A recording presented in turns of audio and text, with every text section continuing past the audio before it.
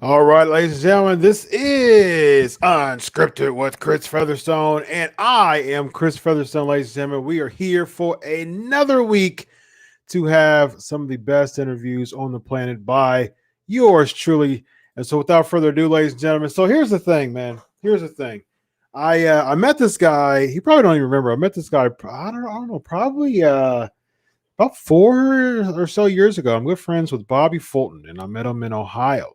And I interviewed him personally, and he was just a super nice guy when I met him, man. Just very down to earth. You know, it's so funny, man, because you know how people say, you know, never meet your heroes and things like that. And you know, I don't agree with that. I mean, it hasn't been true in my sense. My favorite tag team of all time, the Road Warriors.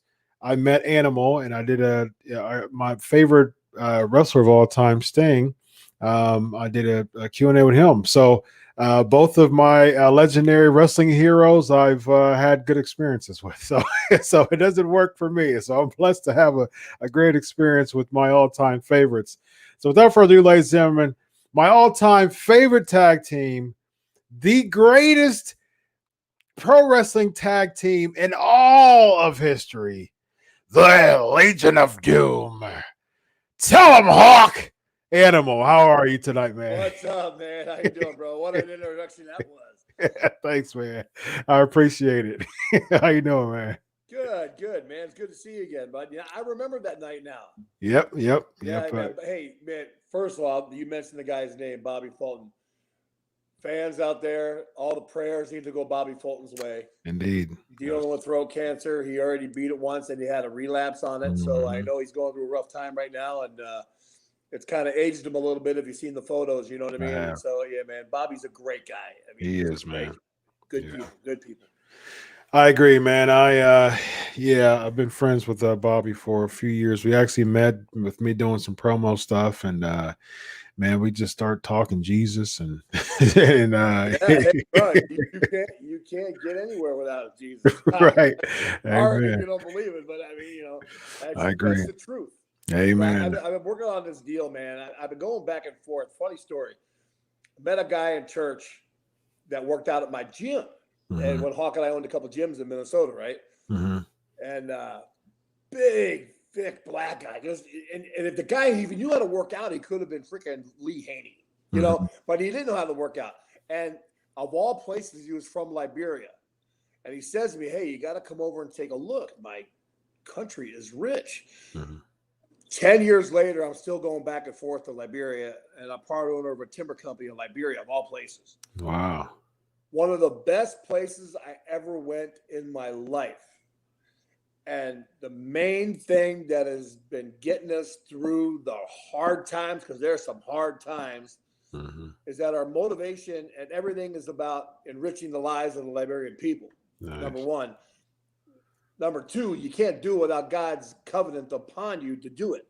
Correct. And as corny as that may sound to some listeners out there, it's the truth. That's right.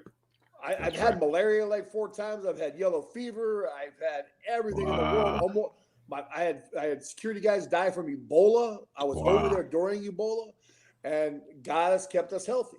You know, and it's kept us alive today, and to the point that, you know, we originally went over there for minerals, for gold and diamonds, and switched over into timber first, because underneath the timber is all the minerals. And it's just the way it's fallen in our lap, and it's finally after 10 years coming to fruition. Wow. It's a long haul, man, but it's all with God. It's all God.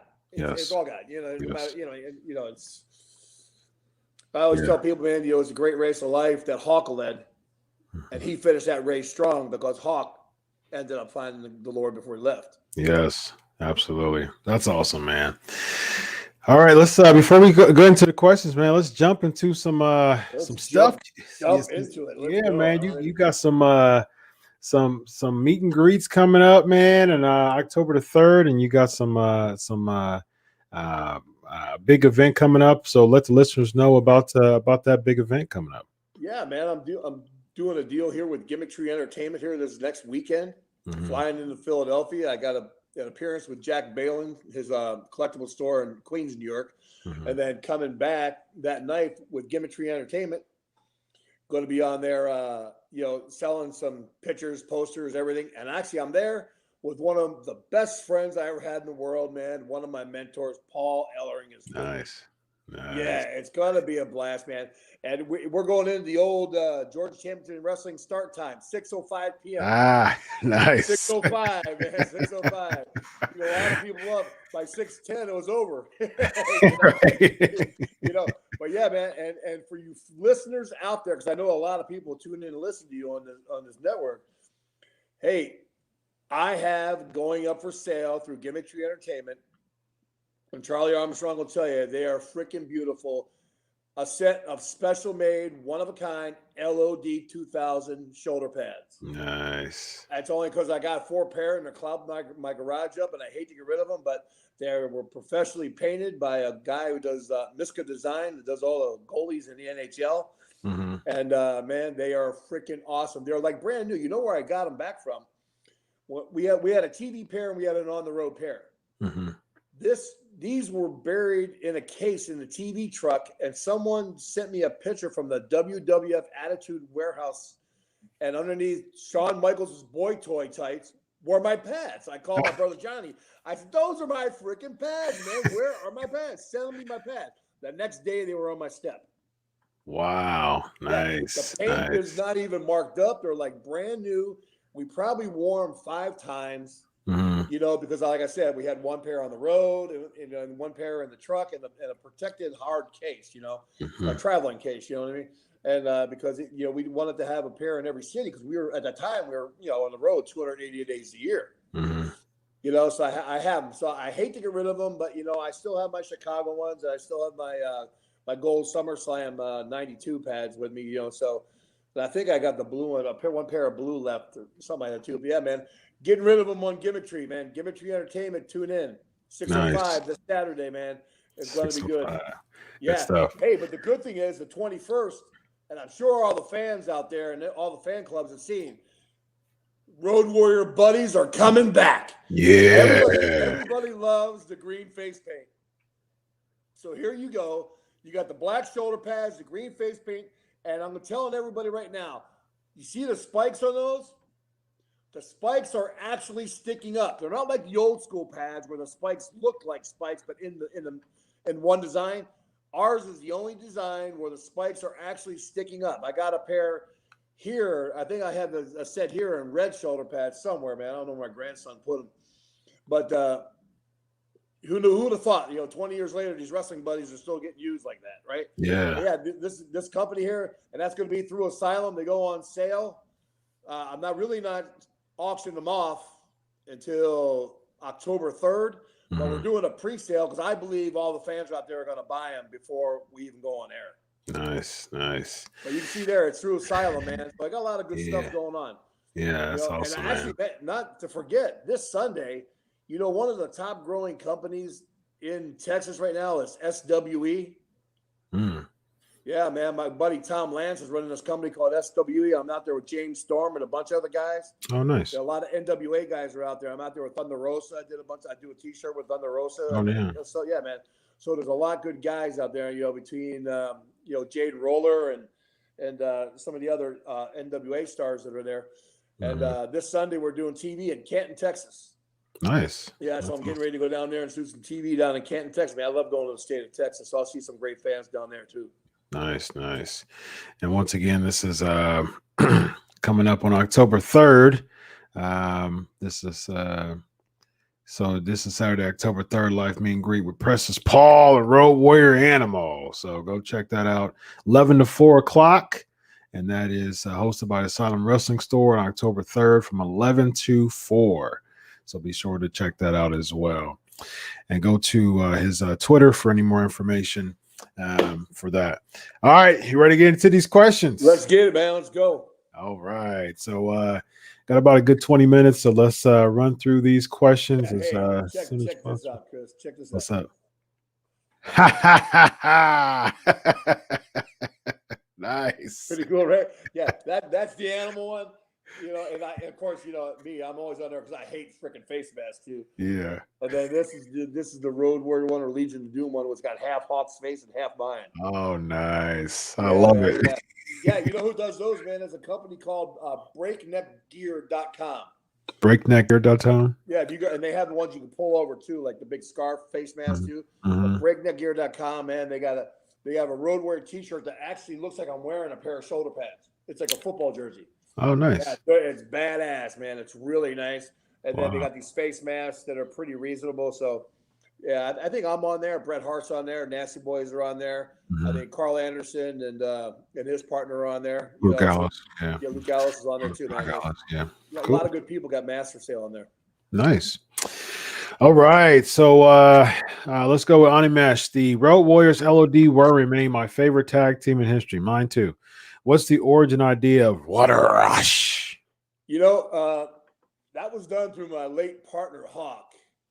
We actually, if everybody remembers, in our WWF days when we would do an interview, we would finish it up and Hawk would go, "Oh, Animal, after we done kicking their butt, it's going to be, what a rush," right? Vince McMahon heard that after months and months of doing it. Vince heard it finally, and he asked us right as we're getting ready to go through the curtain at one of the towns. Man, we were somewhere up in Connecticut, I think, or New Hampshire, and we're getting ready to go out we're going into the stadium, and all of a sudden he goes, "Hey, Hawk, can you do that What a Rush? And we're going to throw your music in. Let's do it live." So Hawk goes, "Yeah, sure. Give me the mic." And he goes, and the music hit. They dubbed it in right there that night. They cleaned it up, and that's how we got the What a Rush.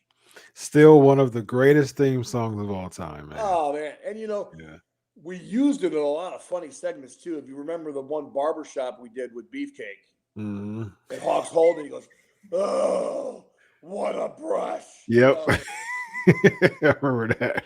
Which is ironic, saying that with 2 strips of hair on your head. Right. Absolutely. Mark is asking, was there a feud in the 80s that you were most proud of?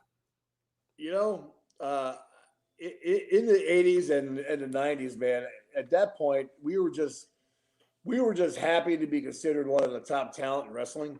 That we had wrestled so many different guys. If you think about it, from people from Kuwait to South Korea to Japan to Montreal with the Rougeaus, and then Blanchard's down in San Antonio to NWA, AWA, Georgia Championship Wrestling, and then WWF.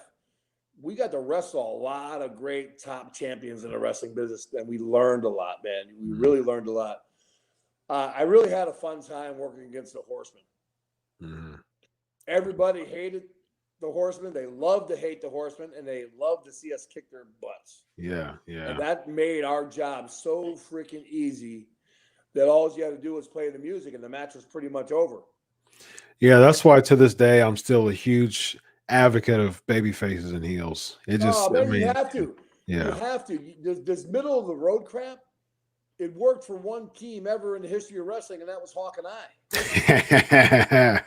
We were the only heels that were baby faces. Yeah. And the only reason why we were baby faces is because we wrestled the Russians at the end of the Cold War. Mm-hmm. If we didn't wrestle Ivan and Nikita Koloff, we probably would have been heels our whole career.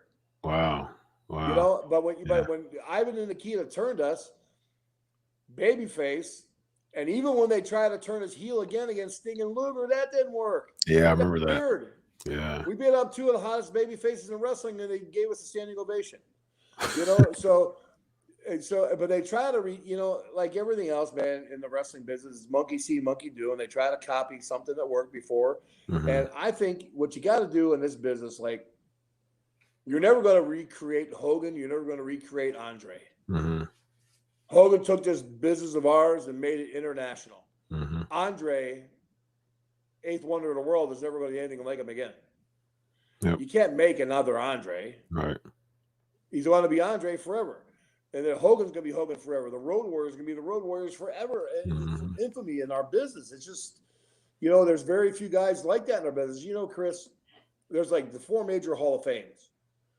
You got the Wrestling Observer Hall of Fame, the Pro Wrestling Hall of Fame, the NWA Hall of Fame, and then WWE Hall of Fame. Mm-hmm. There's only 5 wrestlers in all 3. And Ellering, Hawk, and I are 3 of the 5. Nice. So what does that tell you about the wrestling business? And I agree with you. You have to go back to heel babyface. Yes. You have to. Yep. As great as Cody Rhodes is, if he wants to be a babyface, he needs to get a badass heel in there. Someone people are going to say, I want to see Cody kill this guy. Yes. Someone needs to come in there and thump Cody and leave him lay in the puddle of blood and take the title away from him. Yep. And let Cody chase him. Absolutely. You know what I mean? 100%. Absolutely. It's hard, even as good as Jon Moxley is, to have a babyface like Jon Moxley. Mm-hmm. Because you never can get a heel that's nastier than Moxley. Exactly. And that doesn't work in the wrestling business. It's good, and I'm a fan of Moxley. Don't get me wrong. I like the gimmick. I like the way he works. Mm-hmm. I like the rough houses, and I like the I want to say untechnical, because there always is a purpose to every one of his matches. Even our matches, people go, well, geez, the Road Warriors don't really know me. Oh, really? I went to wrestling camp for 4 months. What are you talking about? I know every wrestling. We just didn't need to use them. Right. And didn't Gagne help train y'all too? No, man. Ed Sharkey trained us. Sharkey.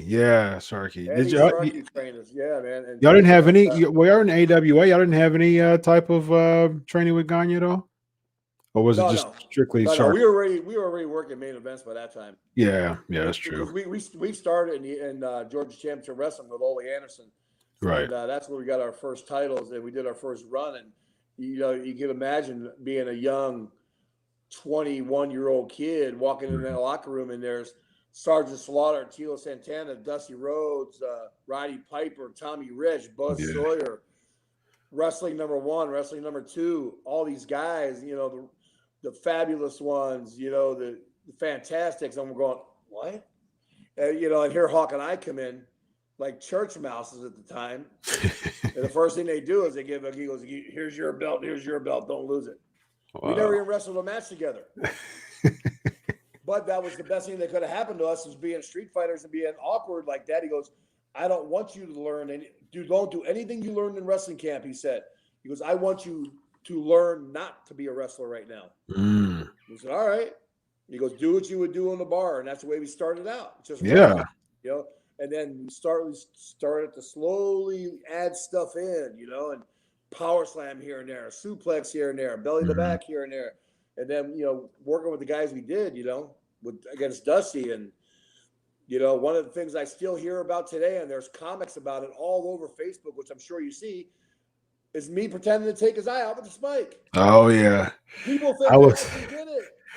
I was a little bitty kid, man. As much as the Road Warriors is my all-time favorite, Dusty's my second favorite all time. And that was one of the moments where I hated y'all as a kid, man. I remember that Spike moment. I said, because I loved y'all so much, I said, no. I remember Dusty already had like, he was already opened up from like the night before. Mm-hmm.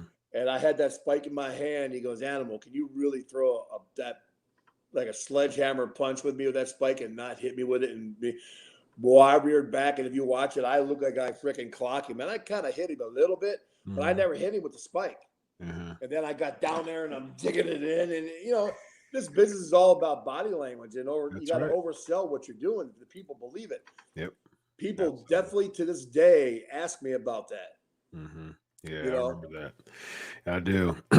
Devin's asking. Well, that's one of the things that Hawk and I did, man. We went to school with a lot of these guys, the Stan Hansens, the Brodys, the Ole Anderson and Gene Anderson and Dusty Rhodes and Tommy Richards. We learned. We shut our mouth and we learned the wrestling business, and it got passed from generation to generation. That's why I get a little irritated sometimes, man, because I love to be either in the NWA or like I'm helping out. I'm helping out with SWE and the Southern Wrestling down in Texas. But I want to be helping out with one of these major companies, being behind the scenes, man, give them what I learned for 30 years in the wrestling business, giving it back to the younger talent. Because they need it. Yep. Because I tell you, Chris, if they didn't need it, the wrestling ratings would be through the roof. And they're not. And they're not. When you're pulling 500,000s and 600,000s, you know, when Hawk and I were heavy on top, when WWF was running strong and the NWA was running strong, we were hitting 17, 18 million a weekend. Wow. It's dropped off almost by 17 million people. Wow. What's that telling you, right? Yeah, absolutely. Devin's asking, what was the difference between WCW and WWF locker room? You know, once you get into the locker room, I tell you what, main difference I saw, the WCW locker room wasn't as uptight. Okay. You know what I mean? Everybody really had to watch their P's and Q's and what they say in the WWF locker room. Because if you said something you didn't agree with somebody, you're considered a shit disturber. You know, but in WCW, you could say something like that. As far as the guys themselves, guys are the same in both locker rooms. Got it. Yeah, I mean, you knew who your stooge guys were that would kind of go to the boss and tell them what you said. You know who your good guys were that you could talk to. You know, you find that out right away. And then there's just some guys that they don't mess with at all. And thank God Hawk and I were two of those guys. Yeah. You know? Because they knew if they did, it was going to be on, you know. Yeah. What is the biggest difference between today's tag team division and the tag team division when you were there? What would you change about the current tag team division? I would have all the tag teams stay in their lane, if that makes sense. Mm-hmm. You can't have every tag team be the same gimmick. It's true. You can't have every tag team throwing thrust kicks. You can't have every tag team doing the same suplex moves. You know what I mean? We all learn how to wrestle by different schools. Learn what you learned and stay with what your gimmick is for your team. You know, you can't have like Young Bucks come in there and throw 15 thrust kicks per match. Well, then you have the next tag team come in there with Jungle Boy and all them. Another thing, throwing thrust kicks again, 15 per match. No, you be Jungle Boy, do your own thing, and let the Young Bucks be them. Yeah. You got to have different personalities. If everybody was the same, then everybody would have the same belts, would have the same shirts, would have the same clothes. You know? Just because you don't wear the same outfit doesn't mean you're not doing the same stuff. Yeah. Wow. Yeah, that's true. Like, think about it. You had the Midnight Express with Cornette. You had the Rock and Roll Express. You had the Four Horsemen. You had the Koloffs. You had Hawk and I. That's just 5 different tag teams you had right there. Look how different we all were. Yeah. Every one of us had our own key signature things. None of us tried to copy each other's crap. Right. Now, do we go out there and try to outperform each other in a match? Absolutely. That's your job. You want it to be the man to be the last match, because that means if you're the last match and you're selling out a arena like we did, that means you're supplying money for everybody working on that card that night to make a living. It's about putting butts in seats. Yep. And that's what I think I've seen a lost cause, not only in AEW, but in WWE today in tag teams and the NWA too. The tag teams have got to stay in their lane and be their own individual team. Yeah. Another thing I gotta say too, man, they got to get more disciplined on the count by the referee. Mm. I know AEW went to a 10 count after the tag, but sometimes the guys are in the ring there. It seems like an eternity for 30 minutes, 30 seconds to a minute. Yeah. Why even have a referee out there? Yeah. Just because the shirt looks cool? Right. He's doing nothing. They're doing nothing. I would really like to see the referee take control and just count someone out for real. Yeah. Yeah, that's true. You're not going to listen to me? Yeah. Hebner would have counted you out. Yeah, ring the bell. Ring the bell. Ring it. They're not listening to me. Screw you guys. Yeah, I'm absolutely. going to go back and tell the boss you wouldn't listen. No, sir. Yeah. I really would, man. I think if they went back, see, nobody's giving it legitimacy right now. Mm-hmm. And the business needs legitimacy. Yeah, that's good. You need to go back to babyface heel. I don't care what anybody says. Yes, the business changes and the business grows, and I'm all for the different moves in the wrestling business. Absolutely. Mm-hmm. The athletes are athletes. They're great athletes. I'm not taking that away from anybody. But you got to stay in your lane and do what the business needs to do to keep it afloat and keep it going. Absolutely, man. Yeah, that would be one of my biggest things is got to go back babyface heel, man, because that puts the people that pays it forward and puts people over. I mean, that really puts people over and makes them larger in life. Wrestling is an escape for fans. Yes, it's an escape. It's an escape from COVID. It's an escape from everyday work. It's an escape from bills. It's an escape from the middle of the month crap to the end of the month crap. It's an escape. It's something that people want to have a feel good about to get away from their everyday life to go enjoy themselves and be entertained. Yes. Just like a soap opera. Yep. And if you don't give this, if the soap opera was the same soap opera every week, I guess the ratings go down in the soap opera too. Yeah. Even with soap operas, you got to have villains. I always say wrestling is a comic book come to life. And listen, if you were watching Big Brother, The Bachelor, right? Seriously, if you did the same show on The Bachelor week in and week out, the ratings would be in the toilet by the time the final episode came. Sure, Yep. It's the same with wrestling. If you do the same thing, you know what I mean. The greatest form of insanity is trying to do the same thing over and over and over and over and over and expect a different result. That ain't gonna happen. Yeah, I missed the cliffhangers, man. We need the suspense. We need the cliffhangers. Yeah, absolutely, man. Think about it. We had on the teams we had between the Powers of Pain. We worked different with the Powers of Pain than we worked with the Midnight Express, that we worked with the Koloffs, that we worked with Four Horsemen. They all were different matches. But all those four teams had different heat in a different way. Yeah. Powers of Pain by smashing our head into the plates. Cornette with that damn tennis racket screwing us over, right? And having the people wanting us to chase the Midnight Express. We finally beat the Horsemen. Us beating the Horsemen literally in Chicago, and we bump a referee by accident, and we raise the other ref comes down, raises our hand. Oh no, the other ref comes in. No, you hit me. Take it away from them. Yep. Where everybody keeps their heat and you make the people happy. That is a lost art in our business. Yes. To have guys like the Horsemen that can get it over like that, and guys like us that can go crazy afterwards. What do you mean you took the belts away? Yes. And have the fans feeling the energy too. I think that's the thing with it, man. The fans are not feeling the energy, but they're going to get again with this COVID crap. The fans are not there to feel the energy. True. Piped in crowd noises ain't going to cut it. No, no. All right, so we got a 3-minute lightning round. Let's get as many questions as we can. Let's go with Riju. Hey, Animal, been a massive fan for many years. What did you think of Sting returning to WWE a few years ago and how they used him?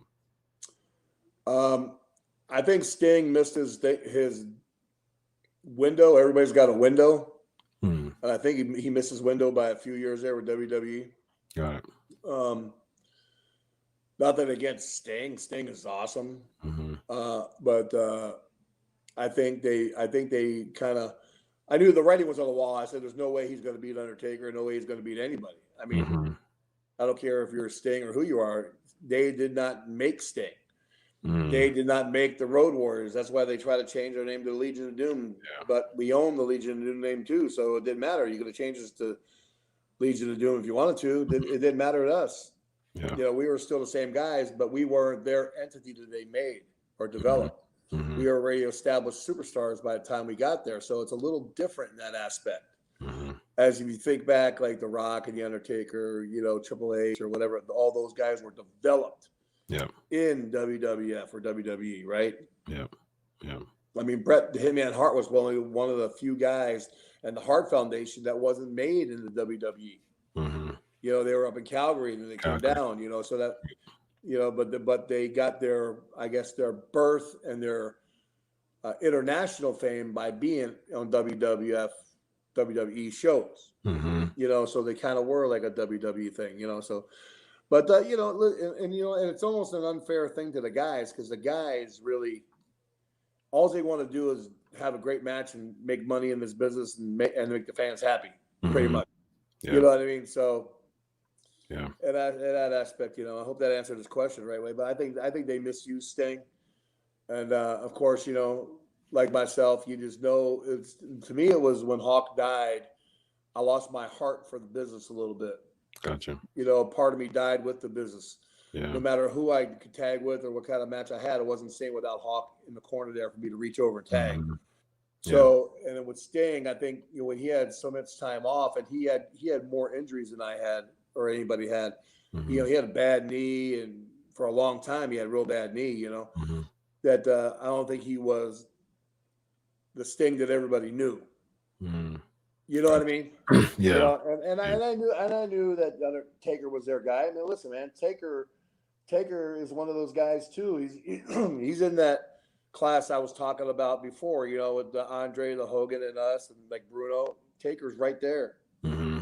Taker was a phenom. Taker will be you know, that right there. When they call some guys icons, I laugh. But that right there, the guys I just named to you, those are icons. Yep. Andre's another one too. Those are icons in the business because they will never be duplicated. That's right. You know, there'll be a bunch of over guys, great guys, because you need all of it in our business. That's what makes it great. You know what I mean? Yep. Like, you know, but maybe that's one of the things like in AEW right now and WWE, which is kind of holding both companies back. There is no icon. Yeah. There is no the tag team. Yep. You know what I mean? There's a whole bunch of them. Yeah. No, we're doing the same thing. Nothing against anybody, but no one has stepped up to be that guy. Or maybe they're not letting them step up to be that guy. They're trying to do with Seth Rollins a little bit.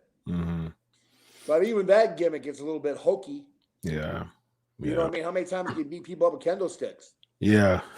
Unfortunately, the thing with Rey Mysterio and his kid that people don't care. I don't think. Yeah. I mean, I don't think they care, really. Poor Ray, they've abused him so much. They beat him up so many times. How many times can you beat him up? That's true. Yeah. It's like Dolph Ziggler. Oh. One of the best talents in their company. He gets killed on a daily basis. Misused. Yeah. Time after time. That guy was a Cleveland champ, you know? Yep. Matthew's asking, who is someone from today's game that reminds you of yourself or that you really like? Well, I mean, it's really a shame that Drew McIntyre got the belt during this crap. I agree. Yeah. I mean, personally, I think our country has really blown this thing way out of proportion. I don't think it's not 1/100th as dangerous what everybody's saying. I mean, people are still getting more sick and dying from the regular flu than they are from COVID.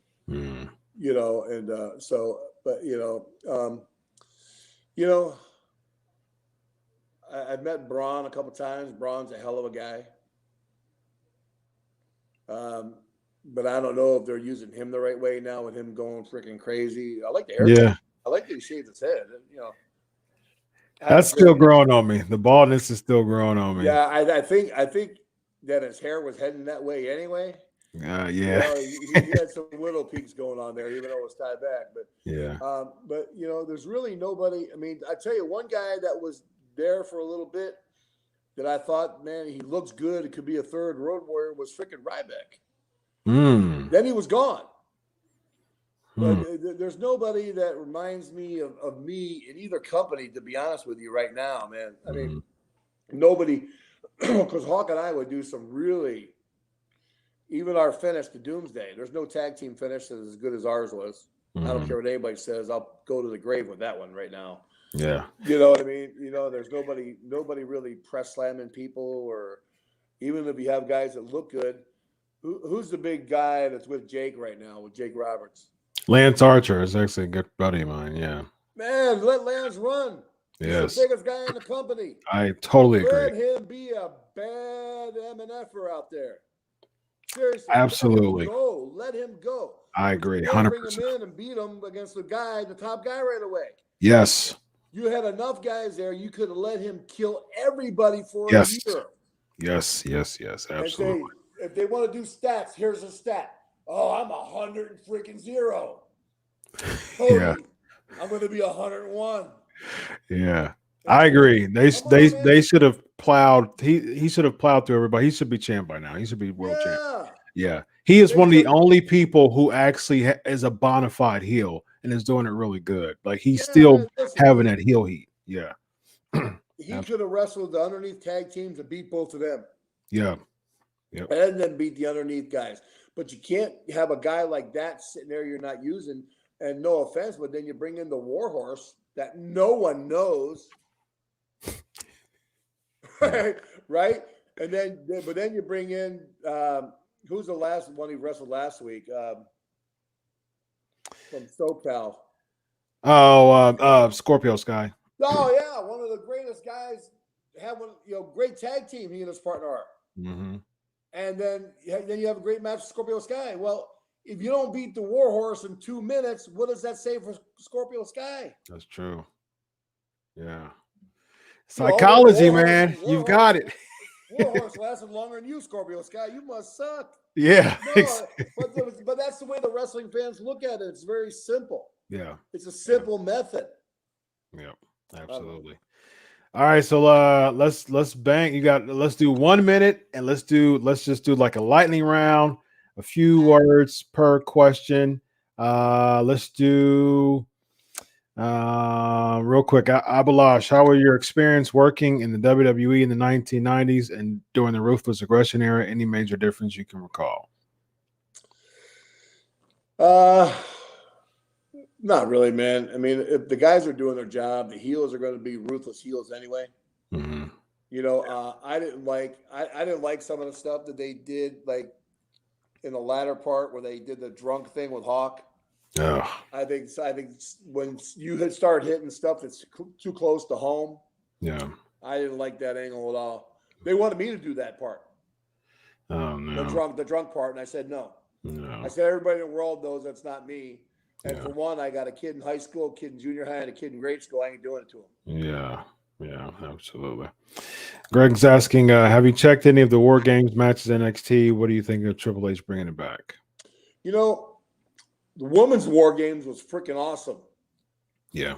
I thought that was a great match. Mm-hmm. I like the idea. The War Games is a good deal. I mean, I would really like to see somebody take control and do what Hawk and I did that thing. Mm-hmm. Do a flying tackle across both rings. Yeah. I mean, people don't realize that was about 6-8 feet in the air we were flying. Yeah. We had to get some major steam up going doing that. Like stupid. I remember one time my toes hit the top rope and I went right down in between both rings by accident, Oh, no. I never got up so fast in my life. I goofed up, but yeah. I like the War Games, man. And I'm anxious to see what this new match, the Temple of Doom, is going to be. Yeah. Yeah, should be pretty interesting. I gave an idea years ago to Kevin Sullivan and Jim Crockett. I said, man, why wouldn't we do the Temple of Doom? We're the Legion of Doom. Let's do a Temple of Doom match where you're hanging things like 2 or 3 stories up and you got these bungees tied to you. Mm-hmm. And you go and you jump and the bungees just extends enough where you go to the other side and boom, and there's a hanging bat. Mm-hmm. Now you got a bat in your hand as you're swinging on the bungee through the air. Boom. And you also unhook yourself on a bungee on the mat too. You know what I mean? Yeah, and a whole bunch of different gimmicks hanging up on the fence, different spots. Yeah. Even on the top ceiling. You could jump up and down on a bungee until it pulls you all the way up to the top and you grab the top. You got hook a whatever, like a hammer or something. You know what I mean? Mm-hmm. Just different things like that you would fight, just like the Doom match, the Doom movie. with Tina Turner. You know, Yeah, Thunderdome. Thunderdome. Yeah, Thunderdome. You know, that's what I would do. I like that name better. To be honest with you, Thunderdome. You can't use it because of copyright, but well, WWE.